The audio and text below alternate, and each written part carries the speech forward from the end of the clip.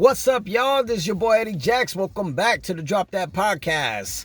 We're going to keep this shit rolling. But before we get started, we want to shout out to our sponsor that brought you this episode. Okay? That's Layback TV. That's Layback TV.com. Check them out. It could go on your Androids, your iPhones, your Fire Sticks. It's the top network that's going to take over Xfinity and Spectrum. Is very simplified. You can search any channel, any language you want, whether it's French, Spanish, Taiwanese, English, for all you people who only got one language in your belt. You know what I'm saying? It's over 10,000 channels, every sports channel, movies on demand. Check them out. Tell them your boy Eddie Jax sent you, and I guarantee you'll be satisfied with it. All right? Now back to the episode.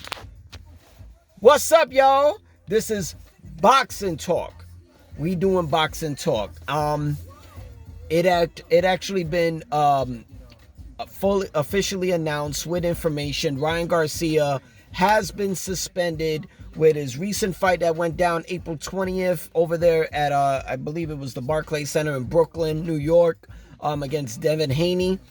It was supposed to be for the WBC Super Lightweight Championship, the 140-pound championship that Devin Haney holds. Ryan Garcia missed weight. He missed weight by 3.5 pounds. They made a bet during the press conference that Ryan Garcia, every pound that he missed, he's got to pay $1 million to Devin Haney. He missed weight by 3.5 million pounds. He had to give Devin Haney $3.5 million, which he settled in. Fight went down. Devin Haney was knocked down about 3-4 times and went to a decision. Majority decision win for Ryan Garcia. Now his drug tests, as you guys saw on the news outlets, that he tested positive for estrogen, which was before the fight and during the fight. So they had to do a hearing. It took place a few weeks ago in May. They tested him a third time. Can you believe that shit? He still tested positive for the same thing. Now, is Ryan Garcia taking steroids? Purposely, I don't think so. I think it's very tainted, because if you look at this fight, steroids or not, I don't believe that's how Devin Haney beat him. We all know that Ryan Garcia's secret weapon, what ain't really much of a secret, it's pretty much out there, is his left hook. He's a fucking killer with that left hook, and he's very fast. Now, Devin Haney got hit with that left hook many times. Went straight down to the floor. You know what I mean? They both fought before in the amateurs, about 3 apiece. They both won. They fought 6 times. It was 3 apiece for both fighters. This was supposed to be fight number 7. And, I mean, I don't think any oxygen had anything to do with it. I think Ryan Garcia is just, whatever supplement he's taking or whatever he's taking, you know, not per se, you know, certain things like an actual,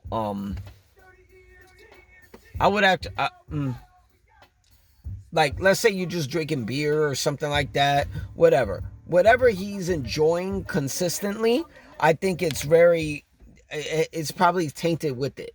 I think it is. I don't know why he's actually testing positive for that. And a month after the fight, he still tested positive for it. But, you know, I guess you got I don't know. I guess he got to talk to his team and figure out what the hell's going on. But he was punished at the final hearing after he was tested a third time. He had to forfeit $1.2 million of his purse, and with an extra $10,000 fine. 1.2 mil plus an extra 10 grand. That's interesting. And the fight has been ruled out now a no contest. So now Devin Haney is once again undefeated, which very, very weird, because from what I found out is that he's been meeting with a lot of outlets, like such as DAZN, who broadcast the fight, also YouTube, execs, to try to erase the footage of that loss away from the servers. So if you try to research it, it ain't gonna be pulling up. DAZN denied them. No, you can't erase that shit. It's everywhere. I mean, you know how many servers are gonna have this? You gotta go to Instagram, you gotta go to TikTok, Facebook. Everybody put it up. All the memes. How you gonna delete that? You know what I mean? It's kind of interesting. And Devin Haney's next fight was, the bid for that fight for his next title defense was gonna be broadcast, and they were gonna see who was gonna take the bid for that fight, to put it on pay-per-view or whatever streaming service. And no, it's really not doing so well,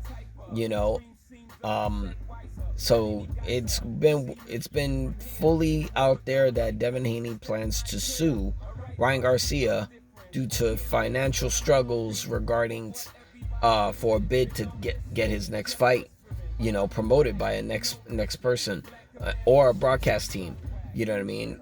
It's not doing so well. My thing is that before the Ryan Garcia fight, who the hell watched his last fight? You know what I mean? He did good against Regis and he won the WBC championship. But why are, is this hurting him regarding the fight with Ryan Garcia, or is this hurting, I don't know. It's a little interesting, but I guess we'll see what happens. Another news of boxing, we got officially a July 20th fight with Jake Paul. He's going to be taking on BKFC, Bare Knuckle Fighting Championship's own Mike Perry, former UFC fighter. This is going to be live on DAZN in Tampa, July 20th. This was supposed to be the Mike Tyson fight on July 20th, but it turned out to be Mike Perry. If you don't know who Mike Perry is, go Google him. And BKFC, he's defeated Michael Venom Page, MVP. He's TKO'd Luke Rockhold, knocked his teeth out. Eddie Alvarez, he TKO'd him. Thiago Alves, he TKO'd him. I guess I can get my prediction right now with this fight. They're going to be fighting boxing. It's not bare knuckle. I'm going to go... if this was bare knuckle, I would easily go for Mike Perry. But Mike Perry's coming to Jake Paul's world. Jake Paul, regardless of what, he knocked out Nate Robinson. He knocked out Ben Askren. He defeated Tyrone Woodley twice. First fight, it's a little sketchy. It was split decision, but he knocked out Tyrone Woodley face down. He defeated Anderson Silva. Yes, he lost to Tommy Fury. It was a weird-ass fight when it came down to that one. But he defeated Nate Diaz by unanimous decision. This is going to be an interesting fight. It's going to be 8 rounds. This is a great way for Jake Paul to stay active. This is a great way for Mike Perry to get a bigger purse than what he's been getting. He's always showed interest to go back to the UFC, where he's got like 15 fights.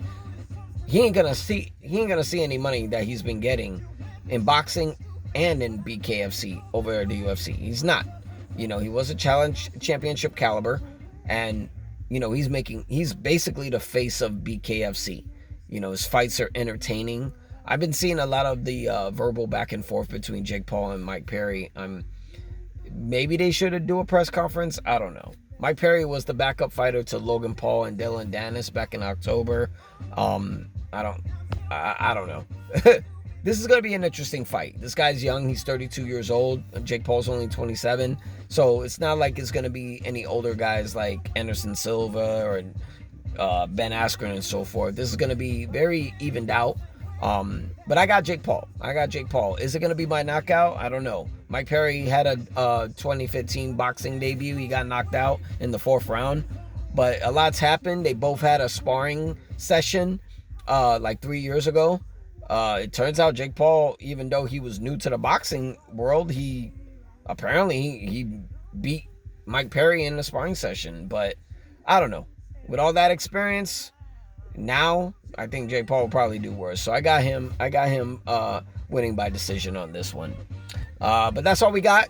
So Drop That Podcast. You can check us out on youtube.com/@DropThatPodcast. Check us out. Like the page. Subscribe to it. You know the fucking drill. You know what I'm saying? We got more coming. Yeah. I'll keep it a secret of what we got coming. All right? Peace.